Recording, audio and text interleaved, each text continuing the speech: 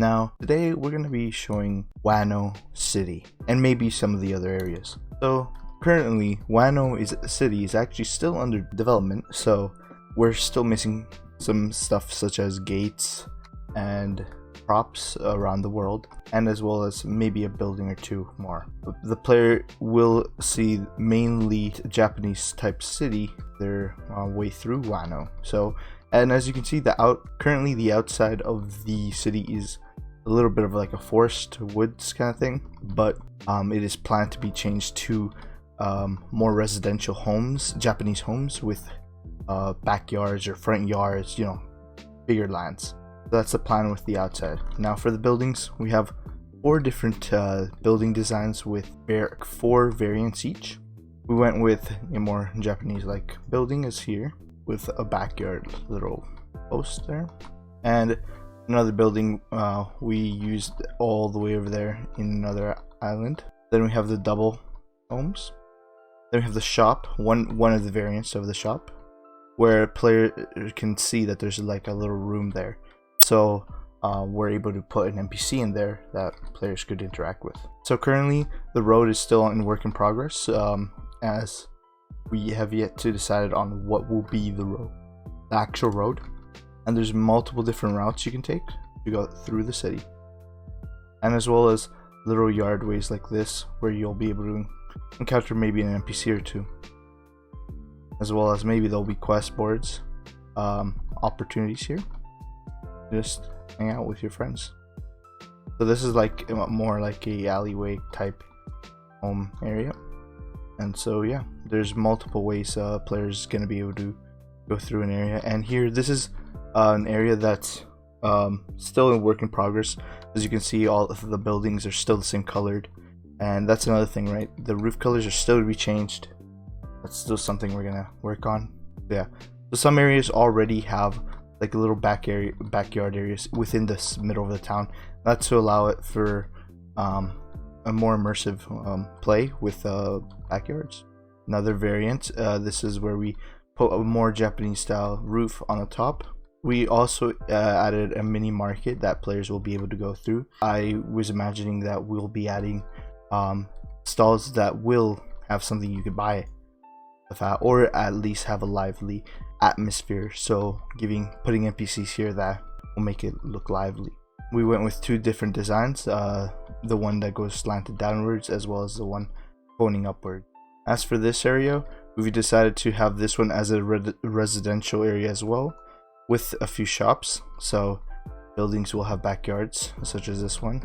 And remember that this map is still in work in progress, so that you may see some errors such as this, and that is to be fixed soon. Now we also added a different type of building, which is this like almost office like building, and the reason for this is because it's a good corner piece, and as well as a way to fill area that needs to be filled with a new design. Now we also have included a sumo area for players to come and face each other if they wish to. Will there be plans for quest line to be here? Who knows?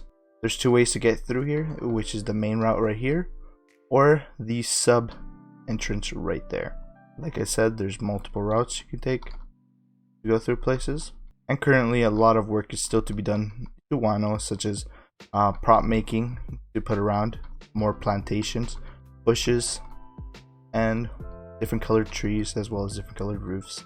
Many areas allow for having like backyard entrances like this, allowing for players to like hang out in a somewhat open area. My favorite area so far is this one, which is a tiny little backyard kind of environment that's connected by 2 homes. A good example of how shops may look like in the future is this one, how it has an NPC dummy inside, as well as a bunch of unique props around it to display of how much supply they have. Now for the first area that players will encounter when going through Wano itself is this vast open world environment of a farmland where there'll be multiple little farms. Currently there's only really wheat/hay farms, but there'll soon come some crops such as wheat and corn, as well as maybe cabbages as well, just to allow variety in the kind of farms there are. So yeah, this area is most likely going to be used for more NPC engagements with the player, while also having a vast open world to fight in, to explore, as there are hidden secrets throughout the world. So you may want to go around and look at that. As well as these buildings are also enterable. These ones specifically, you can enter them. So if you need to hide, that's a good spot. Now, there is also a fortress that players will have the ability to go to, which is separated on this tiny island, and currently it's empty, with only 3 buildings in total. This is so that we can put enemy NPCs here, which is perfect for having, I don't know, like a general with his soldiers in. So that'd be a good spot for them to be. The player would go through the front gate, or they could get both across. Front gate, go towards here, probably get the quest around here, and then go up here to encounter like 1 NPC, and then go down. Now this is a narrow area, so this may be itself just where you get the quest, and then you go down here to fight the enemies in this more open area. Now I have plans on adding a secret area within this island, so look forward to that.